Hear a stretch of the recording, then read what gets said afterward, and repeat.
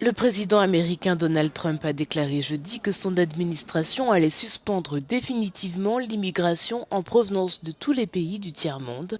Cette déclaration intervient après la mort d'un membre de la garde nationale lors d'une attaque près de la Maison-Blanche à Washington. Le tireur présumé, identifié par les autorités comme étant Rahmanullah Lakanwal, 29 ans, a obtenu l'asile cette année sous Donald Trump dans le cadre d'un programme de réinstallation mis en place par Joe Biden après le retrait militaire américain d'Afghanistan en août 2021.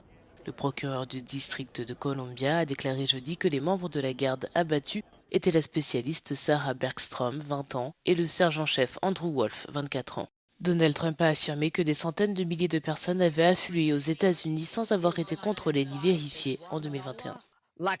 Il a été identifié comme étant Rahmanullah Lakanwal, un Afghan de 29 ans qui est entré aux États-Unis dans le cadre de l'opération Allies Welcome de l'ancien président américain Joe Biden, un programme mis en place à la suite du retrait désastreux d'Afghanistan. Il résidait à Bellingham dans l'État de Washington avec sa femme et selon nous, 5 enfants.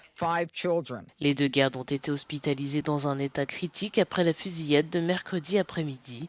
Il s'agit là de l'une des rares fusillades contre des membres de la garde nationale sur le sol américain, avec une date significative, la veille de Thanksgiving. Cet individu est dans ce pays pour une raison et une seule, à cause du retrait désastreux de l'administration Biden et de l'incapacité à contrôler de quelque manière que ce soit cet individu et d'innombrables autres. Et cette administration a pris la mesure légitime d'empêcher toute nouvelle autorisation d'entrer dans le pays de personnes ayant des antécédents similaires. Mercredi, les services américains de citoyenneté et d'immigration ont suspendu indéfiniment le traitement de toutes les demandes d'immigration concernant des ressortissants afghans.